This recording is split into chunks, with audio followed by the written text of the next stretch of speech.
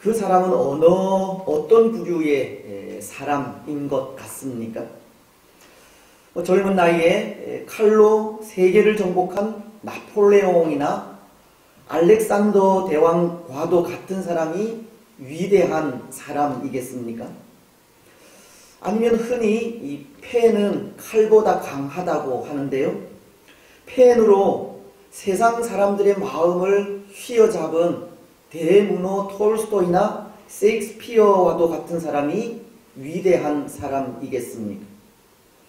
혹 그것도 아니면 오늘날 4차 산업혁명 시대, 즉 IT 시대에 스티브 잡스나 빌 게이츠 같은 사람이 위대한 사람이겠습니까? 근데 저는 생각에 이 세상에서 가장 위대한 사람은 자기 자신을 가장 잘 아는 사람이 아닐까 생각합니다.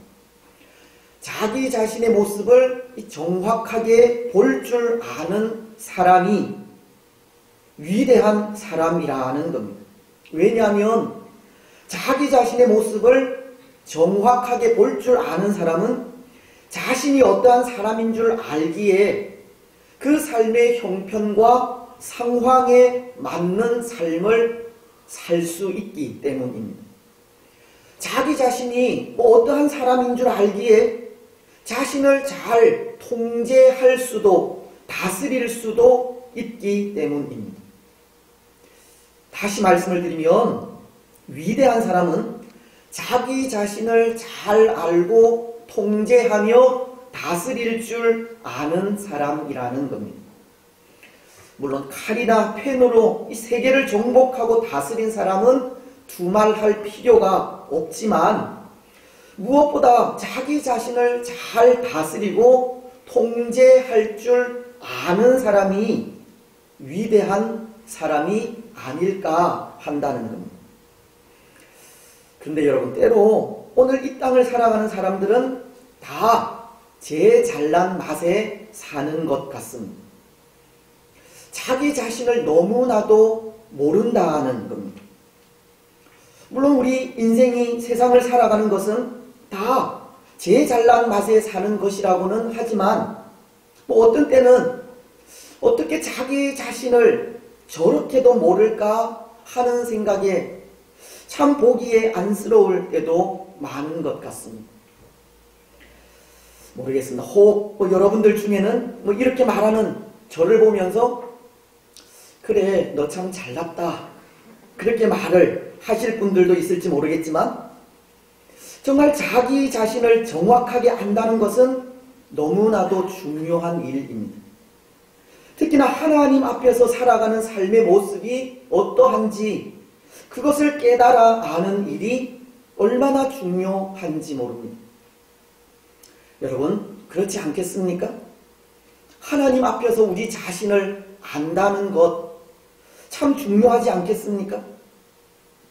오늘 우리가 믿음의 바른 삶을 살아가고 있는지, 혹 우리에게서 영적인 질병은 없는지, 말씀 안에서 예수 그리스도의 장성한 분량에까지 자라가고 있는지, 그것을 아는 일이 너무나도 중요하다는 겁니다. 그래서 때로 우리에게서 영적인 연약함이 발견될 때 그 연약함을 하나님 앞에 내려놓고 하나님의 도우심을 간구하며 치료할 수 있기 때문입니다. 사실 오늘 우리는 얼마나 부패하고 패역한 존재들입니까? 다윗도 시편 51편 3절을 통해 이렇게 고백하고 있는데요.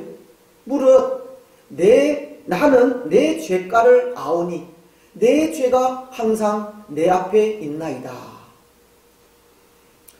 다윗은 내 죄가 항상 내 앞에 있다고 고백하듯이 이 영육 간의 수많은 문제를 안고 살아가는 존재가 우리 인생이라는 존재입니다. 오늘 우리는 우리 자신에게 어떤 문제가 있는지 바로 알지 못하면 치료되지 못할 질병들이, 영적인 질병들이 무수히 많다는 겁니다. 때로 사람들은 가면이라는 자신의 부패함을 감추려고도 하고 때로 자기 자신을 나타내고 자랑하는 것으로 그 부패한 부분들을 숨기려 하고도 있지만 이 감추면 감출수록 숨기면 숨길수록 더욱 깊어져 가는 것이 영적인 질병입니다. 자신의 부패하고 패역함을 깨닫지 못하고 인정하지 않으면 그것을 하나님 앞에 내어놓지 않으면 치료될 수가 없다는 겁니다.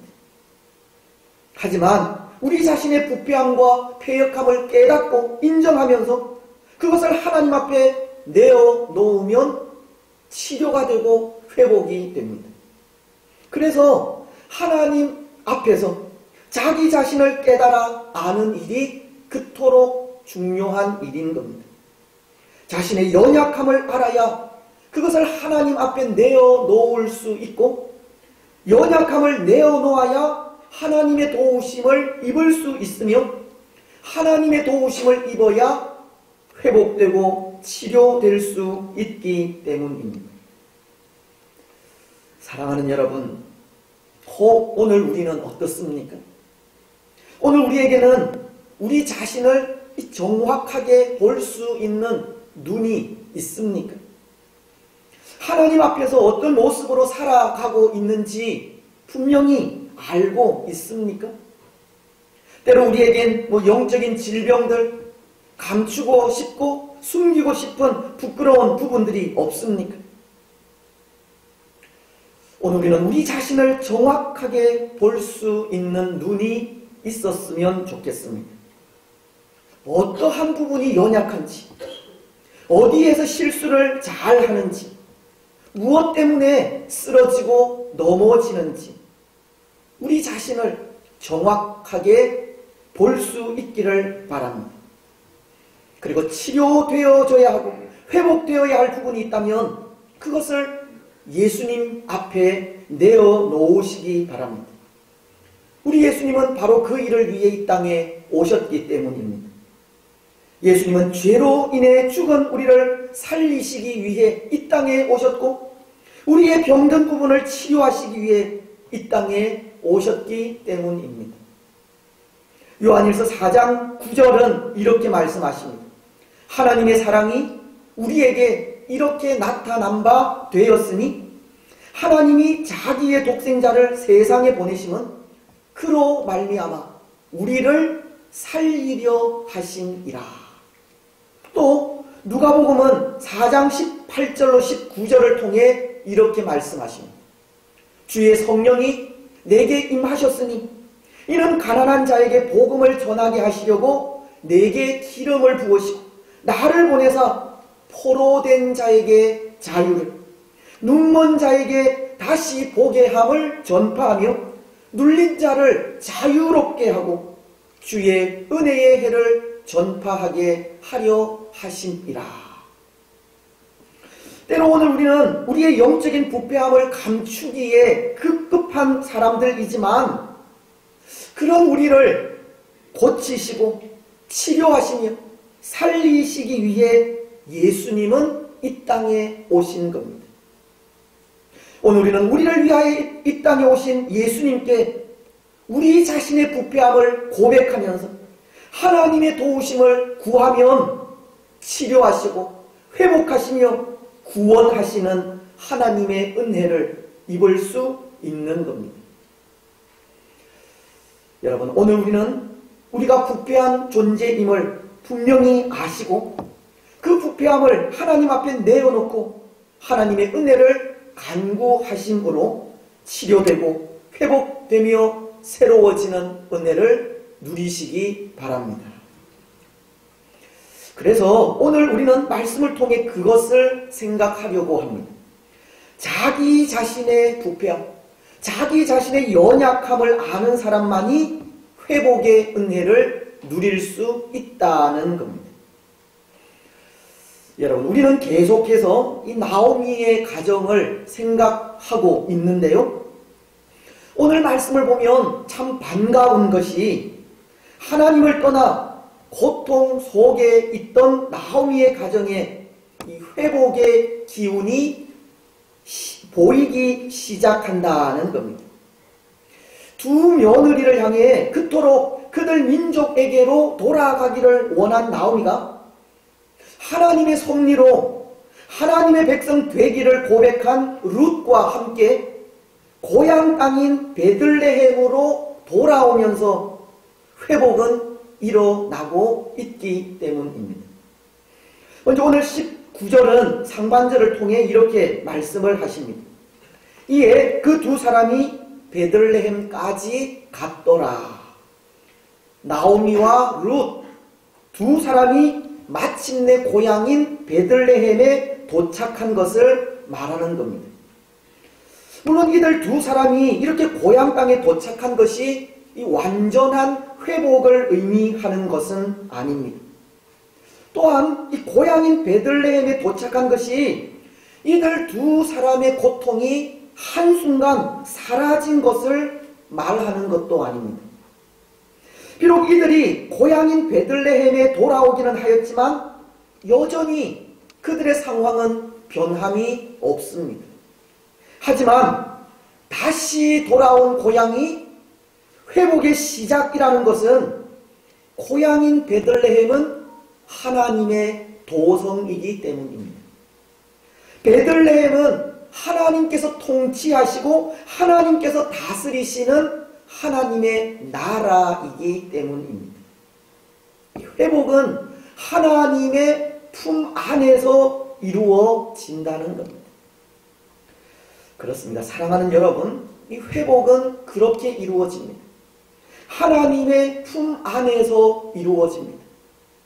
하나님을 떠난 삶은 실패의 삶이요 고통의 삶이지만 다시금 하나님께로 돌아올 때 하나님의 품 안에서 회복은 일어나는 겁니다. 그래서 호세아서는 6장 1절을 통해 이렇게 말씀을 하십니다. 오라, 우리가 여호와께로 돌아가자. 여호와께서 우리를 찢으셨으나 도로 낫게 하실 것이요 우리를 치셨으나 싸매어 주실 것이니라. 여호와께로 돌아갈 때 여호와 하나님의 품 안에서 다시금 회복될 것을 말씀하시는 겁니다.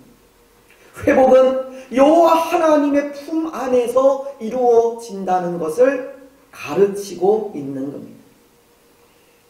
그래서 하나님은 항상 하나님께로 오라고 하십니다. 주 예수님께로 오라고 하십니다.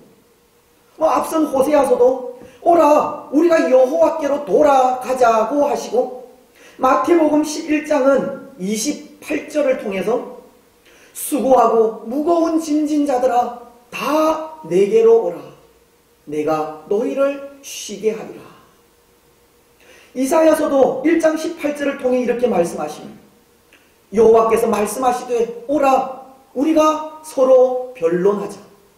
너희의 죄가 주홍 같을지라도 눈과 같이 희어질 것이요 진홍같이 붉을지라도 양털같이 희게 되리라.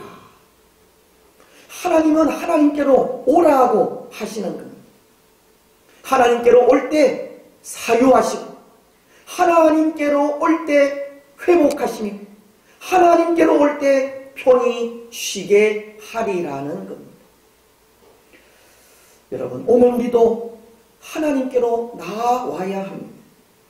지금 우리가 서 있는 자리가 어디이든 혹 실패의 자리이든 죄악이나 고통의 자리이든 그곳이 어디이든 다시금 하나님께로 나와야 합니다. 그래야 사유함도 회복도 평안한 안식도 있기 때문입니다. 오늘 나오미와 룻도 그런 건데요. 그들은 하나님을 떠나 살던 모압을 떠나서 다시금 하나님의 품 안으로 돌아왔기에 회복의 가능성은 열리게 된 것입니다. 아니, 이미 회복은 시작되고 있었던 겁니다. 더군다나 오늘 하나님의 품 안으로 돌아온 나오미는 이런 고백을 합니다. 20절 말씀을 통해서입니다. 나오미가 그들에게 이르되 나를 나옴이라 부르지 말고 나를 마라라 부르라. 이는 전능자가 나를 심히 괴롭게 하셨음이니라. 이제 고향인 베들레헴으로 참 초라하게 돌아온 나오미에게 고향 사람들은 한편으론 조롱 섞인 말로, 또 한편으론 연민의 마음으로 이가 나오미냐라고 하자 나오미가 고백한 말이 이 말인데요. 이 고백은 나오미가 회복될 수밖에 없는 또 하나의 이유라는 것을 가르치는 겁니다. 왜냐하면 서론에서도 말씀을 드렸듯이 자기 자신의 연약함을 아는 사람만이 회복의 은혜를 누릴 수 있다고 하였기 때문입니다. 오늘 나오미의 이 고백은 자기 자신을 정확하게 알고 있다는 것을 가르치는 고백이라는 겁니다. 나오미는 이렇게 말하지 않습니까? 나를 나오미라 부르지 말고 나를 마라라 부르라. 여기 나오미라는 이름은 첫 시간에 기쁨이라는 뜻의 이름이라고 말씀을 드렸고, 마라라는 이름은 쓰다는 뜻의 이름인데요.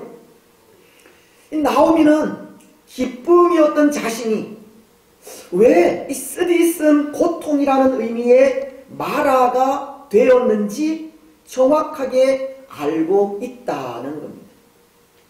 이는 전능자가 나를 심히 괴롭게 하였음이니라.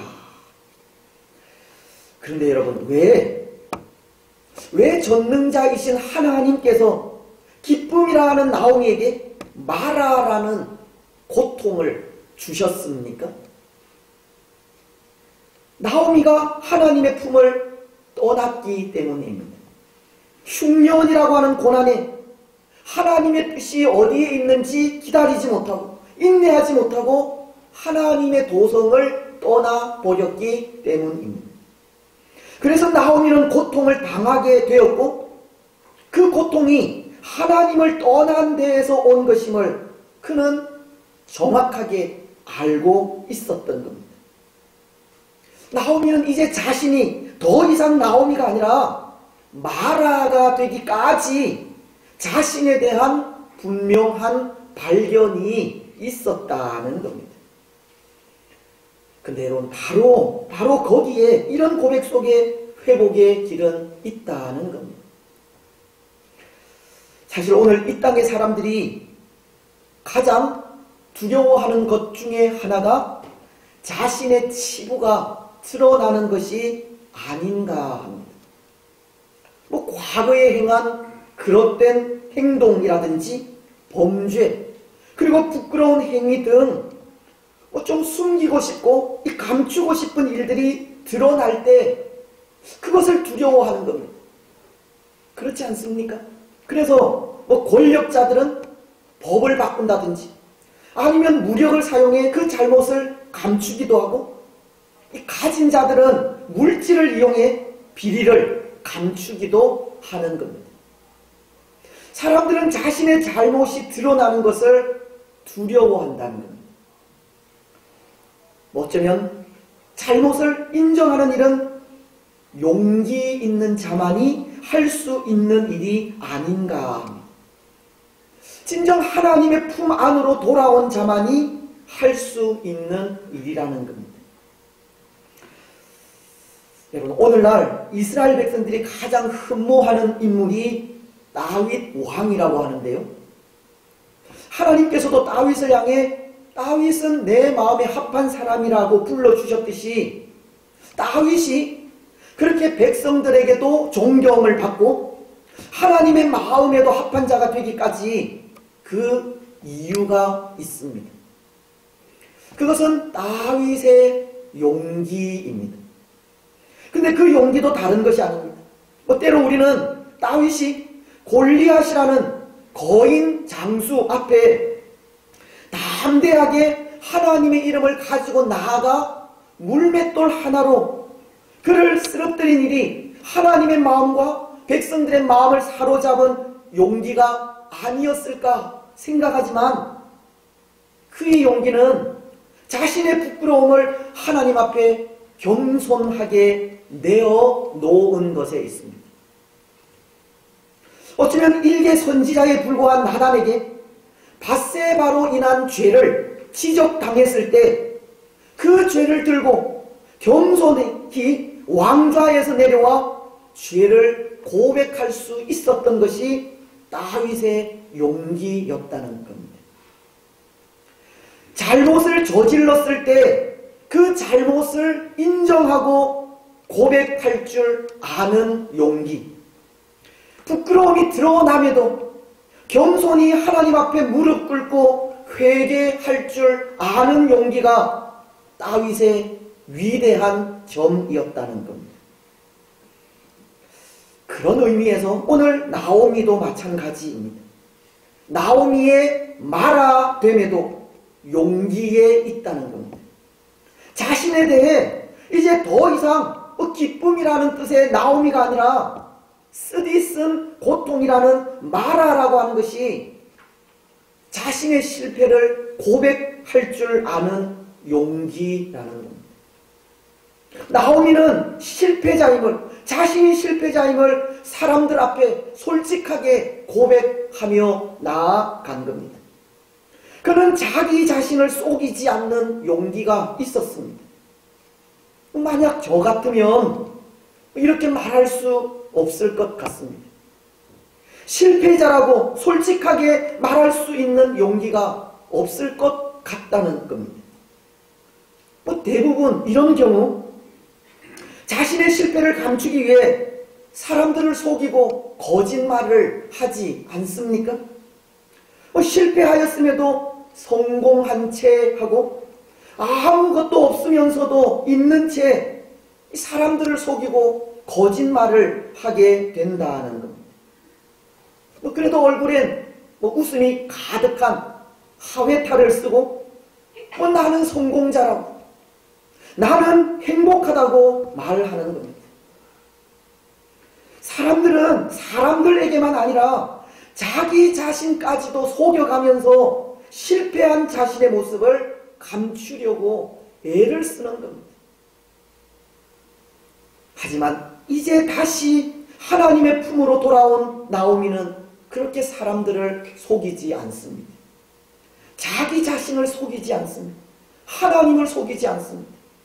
자신의 이름이 기쁨이지만 이제는 고통이라고 실패한 자신의 모습을 있는 그대로 용기 있게 나타내고 있기 때문입니다.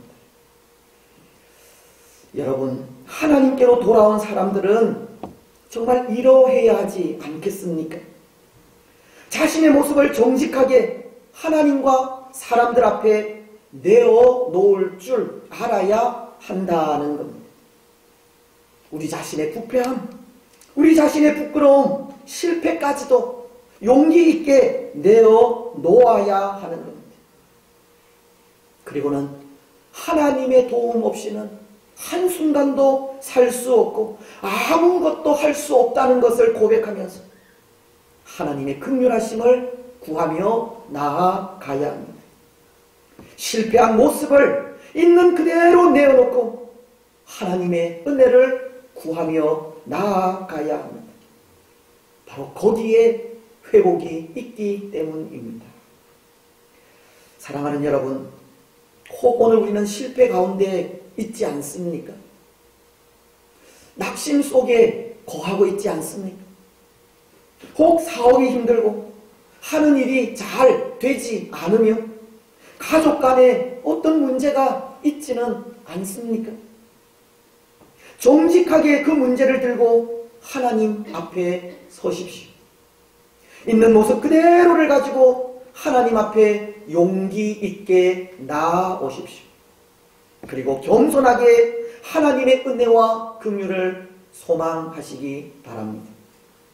하나님 앞에 우리의 모습을 있는 그대로 정직하게 내어놓고 겸손하게 주의 은혜와 긍휼을 구할 때 회복은 있기 때문입니다. 그리고 또 하나, 오늘 나오미가 분명히 알고 있는 것이 있는데요. 그것은 자신이 마라라고 실패한 자신에 대해서도 정확하게 알고 있지만 지금 자신의 고통이 왜, 무엇 때문에, 누구로부터 오게 되었는지도 알고 있습니다. 자신이 당한 고통의 원인도 알고 있다는 겁니다. 21절은 이런 고백을 합니다. 내가 풍족하게 나갔더니 여호와께서 내게 피어 돌아오게 하셨느니라. 여호와께서 나를 징벌하셨고 전능자가 나를 괴롭게 하셨거늘 너희가 어찌하여 나를 나옴이라 부르느냐. 여러분, 지금 이 고백은 이 고통의 원인이 무엇 때문인지 안다고 하는 뜻입니다. 왜 이런 괴로움이 내게 찾아왔는지 알고 있다는 고백입니다. 사실 이런 고백도 쉽게 할 수 없는 고백이 아닐까 하는데요. 여호와께서 나를 징벌하셨고 전능자가 나를 괴롭게 하셨다고.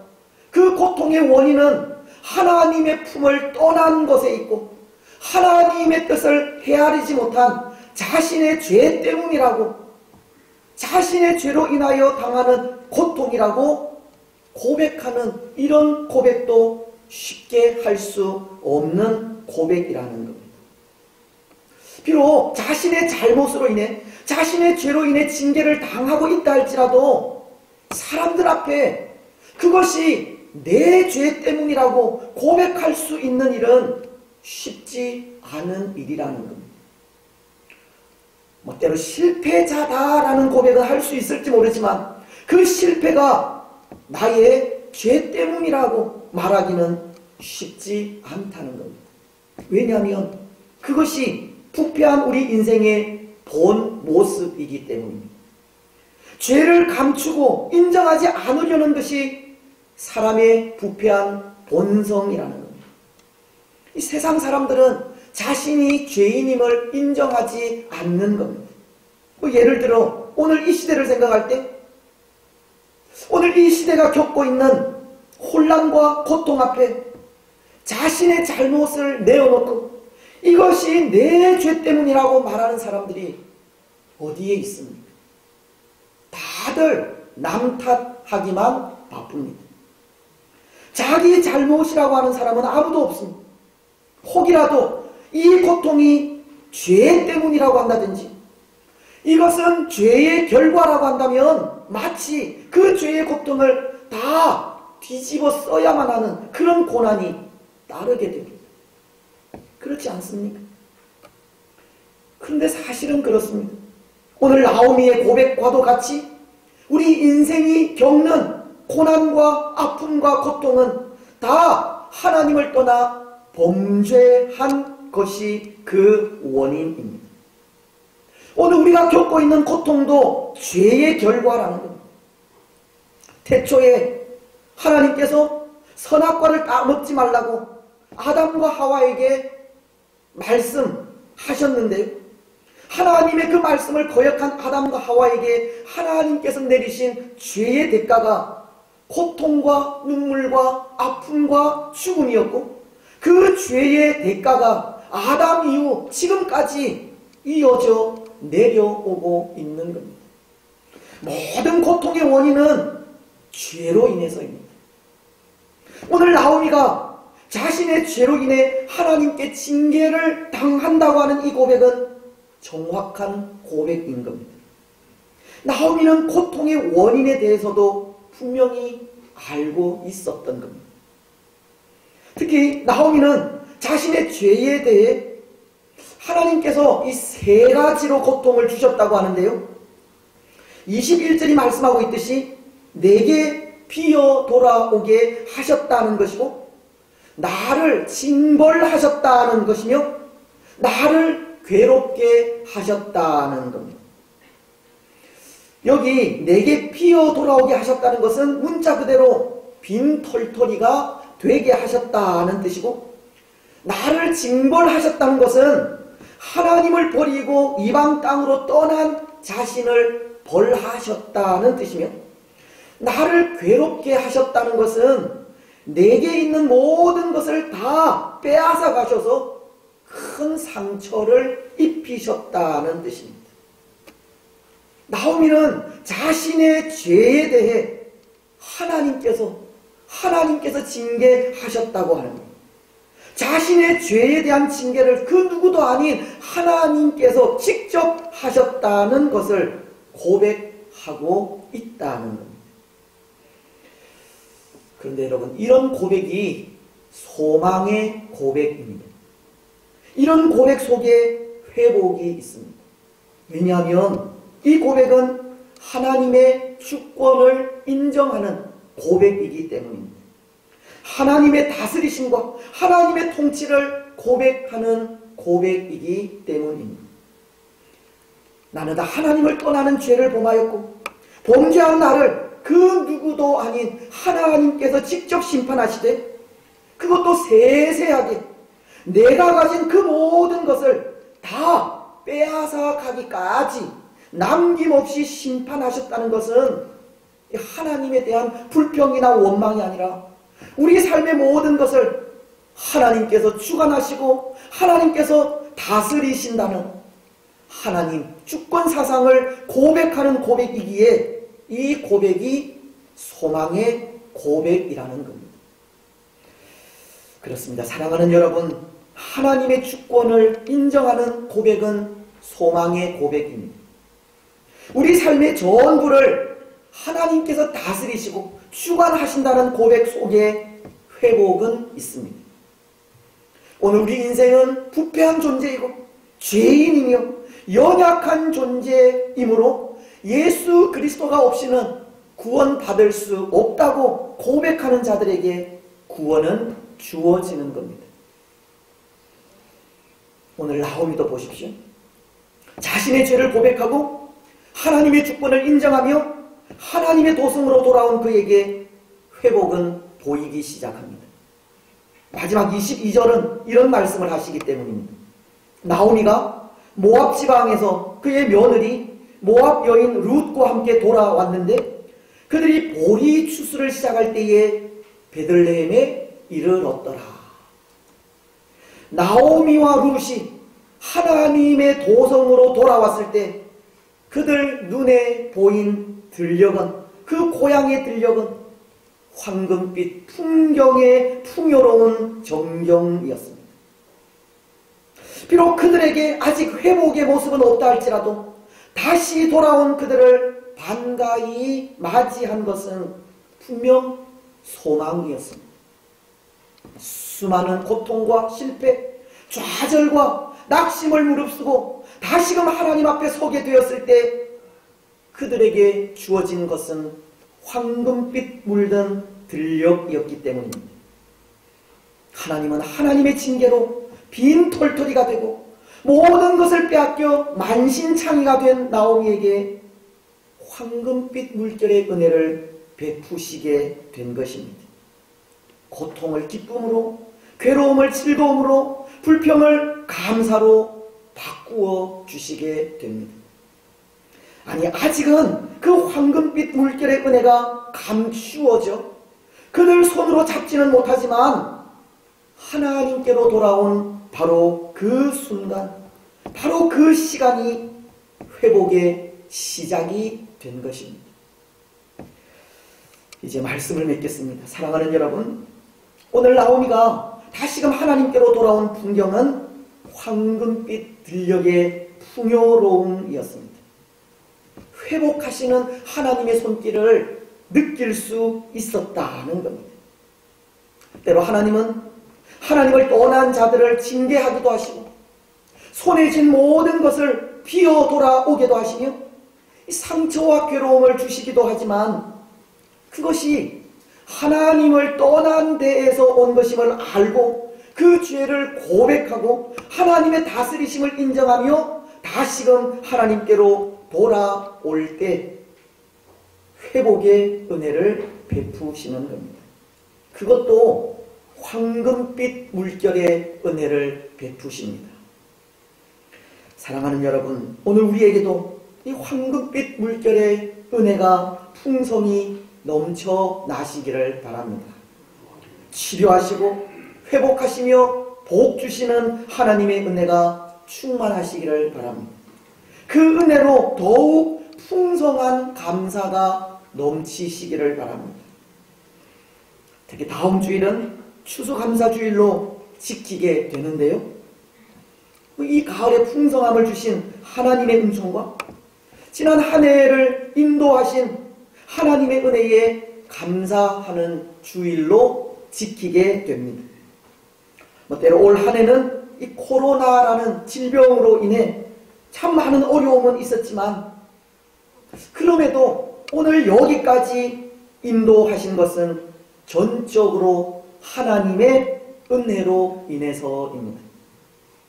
오늘 우리가 우리 삶의 전부를 하나님께서 간섭하시고 인도하신다는 믿음으로 살아왔기에 황금빛 물결의 은혜를 누리게 되었다는 겁니다.